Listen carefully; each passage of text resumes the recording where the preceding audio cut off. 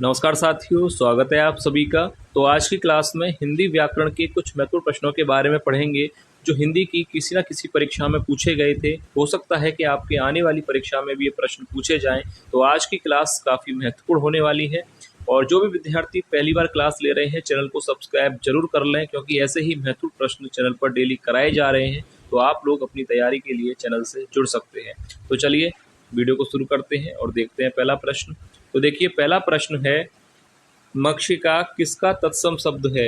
यह प्रश्न परीक्षा में पूछा गया था कि मक्षिका किसका तत्सम शब्द है। ऑप्शंस दिए गए हैं, मछली, बी मक्खी, सी मच्छर या ऑप्शन डी मिट्टी।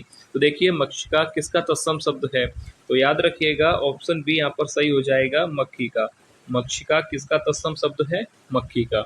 नेक्स्ट क्वेश्चन है, मिट्टी का तत्सम शब्द क्या होगा। यह भी प्रश्न परीक्षा में पूछा गया था कि मिट्टी का तत्सम शब्द क्या है। ऑप्शंस दिए गए हैं, मिट्टी का, बी मृतिका, सी मिट्टी का या ऑप्शन डी मृत्तिका।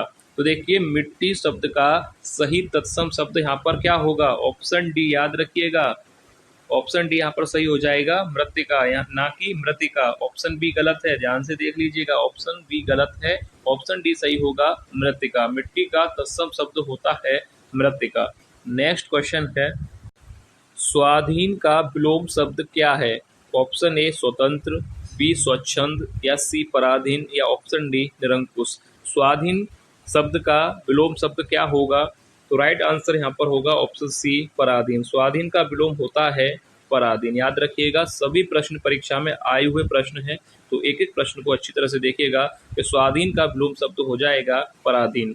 नेक्स्ट क्वेश्चन है, शेर का पर्यायवाची शब्द नहीं है। ऑप्शन दिए गए हैं, मृगराज, बी शार्दुल, सी हस्ती या ऑप्शन डी नाहर। तो राइट आंसर यहाँ पर क्या होगा, शेर का पर्यायवाची शब्द नहीं है। तो देखिए, मृगराज, शार्दुल और नाहर ये तीनों ही शेर के पर्यायवाची होते हैं। तो यहाँ पर सही उत्तर हो जाएगा ऑप्शन सी हस्ती। याद रखिए, शेर का पर्यायवाची कौन कौन है, मृगराज, शार्दुल और नाहर ये तीनों ही शेर के पर्यायवाची हैं। हस्ती शेर का पर्यायवाची शब्द नहीं है। नेक्स्ट क्वेश्चन है, पहाड़ का पर्यायवाची शब्द नहीं है। ऑप्शन दिए गए हैं, अचल, बी नग, सी भूदर या ऑप्शन डी तड़ाग। तो पहाड़ का पर्यायवाची शब्द इनमें से कौन सा नहीं है, तो देखिए, अचल पहाड़ का पर्यायवाची होता है, नग पहाड़ का पर्यायवाची है और भूदर भी पहाड़ का पर्यायवाची है। तो यहाँ पर ऑप्शन डी सही हो जाएगा, तड़ाग पहाड़ का पर्यायवाची शब्द नहीं है। याद रखिएगा, अचल पहाड़ का पर्यायवाची है और अचला, अगर यहाँ पर अचला होता तो पृथ्वी का पर्यायवाची है। याद रखिएगा, पेपर में कंफ्यूजन हो जाती है। अचल पहाड़ का पर्यायवाची है और अचला पृथ्वी का पर्यायवाची शब्द है। तो याद रखिएगा, अचल पहाड़ और अचला पृथ्वी। नेक्स्ट क्वेश्चन है, अखरोट शब्द का तत्सम रूप है। ऑप्शन दिए गए हैं, अक्षबाट, बी अक्षोट, सी अक्षरोट या ऑप्शन डी असरोट। तो देखिए, अखरोट शब्द का तत्सम रूप क्या होगा, परीक्षा में पूछा गया था कि अखरोट का शब्द का तत्सम रूप क्या है। तो राइट आंसर याद रखिए, अक्षोट। ऑप्शन बी यहाँ पर सही उत्तर हो जाएगा, अखरोट का तत्सम रूप होता है अक्षोट। नेक्स्ट क्वेश्चन है, वृद्धि का विलोम शब्द क्या होगा। ऑप्शन दिए गए हैं, अतिवृद्धि, बी अवृद्धि, सी कम वृद्धि या ऑप्शन डी क्षय। तो वृद्धि का विलोम शब्द क्या होगा, ऑप्शन डी याद रखिए, क्षय हो जाएगा। यहाँ पर ऑप्शन डी बिल्कुल सही आंसर होगा, वृद्धि का विलोम शब्द होता है क्षय। नेक्स्ट क्वेश्चन है, मृगेंद्र का पर्यायवाची शब्द है। ऑप्शन ए शार्दुल, बी अहि, सी हिरन या ऑप्शन डी कुरंग। तो मृगेंद्र किसका पर्यायवाची होता है, शेर का। यानी प्रश्न वही है कि शेर का पर्यायवाची शब्द क्या है, मृगेंद्र होता है और शार्दुल भी होता है। ऑप्शन पहला यहाँ पर सही हो जाएगा। अभी मैंने आपको बताया था, मृगेंद्र, शार्दुल, सिंह, शेर ये सब शेर के पर्यायवाची शब्द हैं, याद रखिएगा। नेक्स्ट क्वेश्चन है, छिछला शब्द का विलोम क्या है। ऑप्शन ए उजाड़ना, बी गहरा, सी तृप्ति या ऑप्शन डी पीठ। छिछला शब्द का विलोम शब्द होता है गहरा। ऑप्शन बी राइट आंसर यहाँ पर हो जाएगा, छिछला शब्द का विलोम क्या होगा, गहरा। नेक्स्ट क्वेश्चन है, जो शीघ्र प्रसन्न हो जाए एक शब्द होगा। तो देखिए, जो शीघ्र प्रसन्न हो जाए के लिए एक शब्द क्या होगा। ऑप्शन दिए गए हैं, प्रसन्नचित्त, बी प्रसून, सी प्रसन्न या ऑप्शन डी आशुतोष। जो शीघ्र प्रसन्न हो जाए के लिए एक शब्द होता है आशुतोष। ऑप्शन डी यहाँ पर राइट आंसर होगा। जो शीघ्र प्रसन्न हो जाए के लिए एक शब्द याद रखिएगा आशुतोष, ना कि प्रसन्नचित्त। ऑप्शन पहला गलत है, डी यहाँ पर राइट आंसर होगा आशुतोष। नेक्स्ट क्वेश्चन है अभी अभी जन्म लेने वाला, इसके लिए एक शब्द क्या होगा? अभी अभी जन्म लेने वाला के लिए एक शब्द क्या होगा? ऑप्शन ए जन्मा या बी नवजात, सी जन्मजात या ऑप्शन डी अजन्मा। तो देखिए अभी अभी जन्म लेने वाले के लिए एक शब्द होता है नवजात। ऑप्शन बी यहाँ पर राइट आंसर हो जाएगा। देखिए याद कर लीजिएगा, अभी अभी जन्म लेने वाला के लिए एक शब्द होता है नवजात। नेक्स्ट क्वेश्चन है निर्बल शब्द का विलोम है। ऑप्शन ए सुदृढ़, बी सबल, सी बाहुबली या ऑप्शन डी समुन्नत। तो निर्बल शब्द का विलोम शब्द क्या होगा? तो सरल प्रश्न है, ऑप्शन बी यहाँ पर राइट आंसर हो जाएगा सबल। निर्बल का विलोम होता है सबल। नेक्स्ट क्वेश्चन है जामुन शब्द का तत्सम रूप है। ऑप्शन ए यामुन, बी यामुड़, सी जम्बू या ऑप्शन डी जाम्बुड़। तो देखिए जामुन शब्द का तत्सम रूप क्या होगा? जामुन तद्भव है और इसका तत्सम होता है जम्बू। ऑप्शन सी राइट होगा यहाँ पर। याद रखिएगा जामुन तद्भव शब्द है और इसका तत्सम रूप होता है जम्बू। यह भी प्रश्न आया था परीक्षा में, तो याद कर लीजिए जामुन का तत्सम रूप होगा जम्बू। नेक्स्ट क्वेश्चन है दिवस का विलोम शब्द होगा। ऑप्शन दिए गए हैं विभावरी, बी अरविंद, सी प्रवाहिनी या ऑप्शन डी विचक्षण। तो देखिए दिवस का विलोम शब्द क्या होगा? यह भी परीक्षा में पूछा गया था और ये परीक्षा थी टीजीटी की परीक्षा। ये टीजीटी की परीक्षा का प्रश्न है जो आया था कि दिवस का विलोम शब्द क्या होगा। तो याद कर लीजिए ऑप्शन पहला यहाँ पर सही हो जाएगा विभावरी।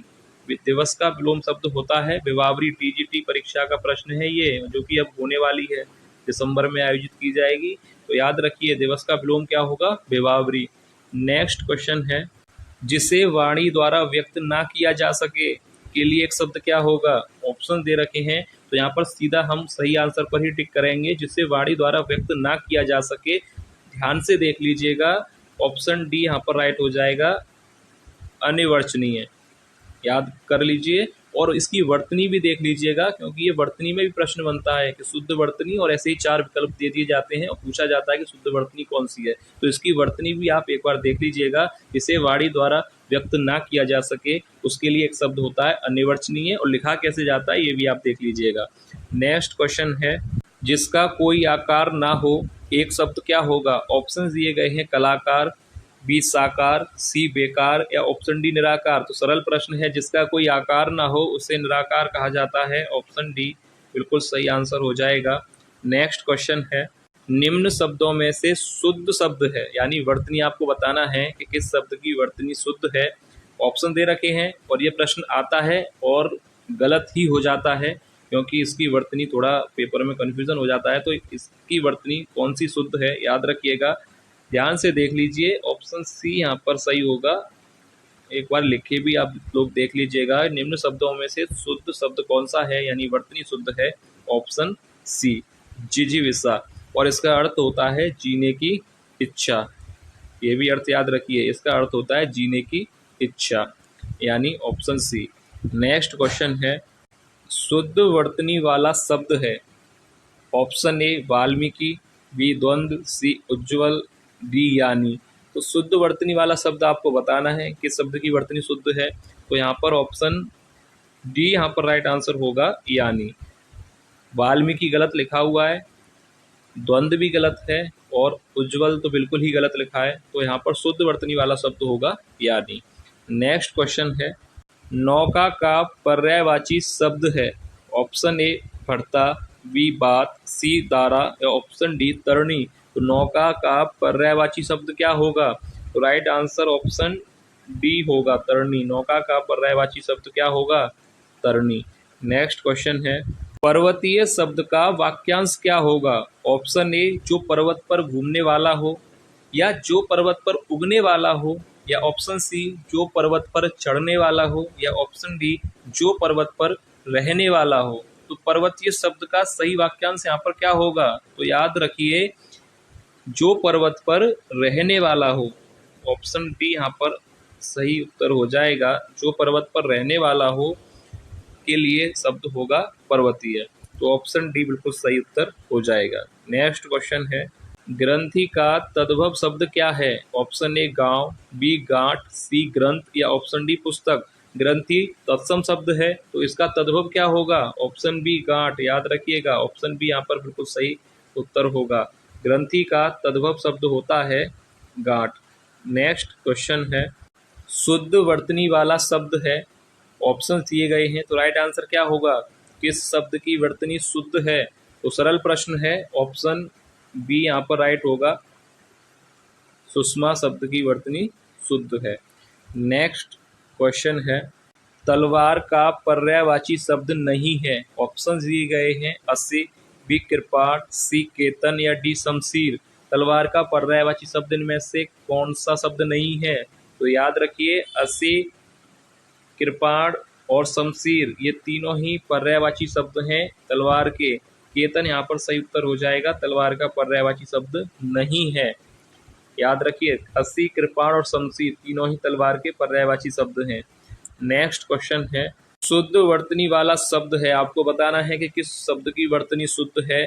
ऑप्शंस दिए गए हैं, आशीर्वाद, अध्ययन, उन्नी या आजीविका। तो यहाँ पर राइट आंसर क्या होगा? तो देखिए, यहाँ पर शुद्ध वर्तनी वाला शब्द हो जाएगा ऑप्शन डी, आजीविका।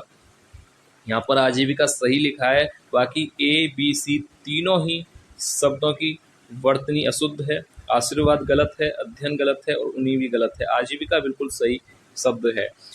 तो ये था वीडियो का लास्ट प्रश्न। उम्मीद है आपको वीडियो पसंद आई होगी, और जो भी विद्यार्थी पहली बार क्लास ले रहे थे चैनल को सब्सक्राइब जरूर कर लीजिएगा, क्योंकि ऐसे ही प्रश्न चैनल पर डेली कराए जा रहे हैं। तो आप लोग अपनी तैयारी के लिए चैनल से जुड़ सकते हैं।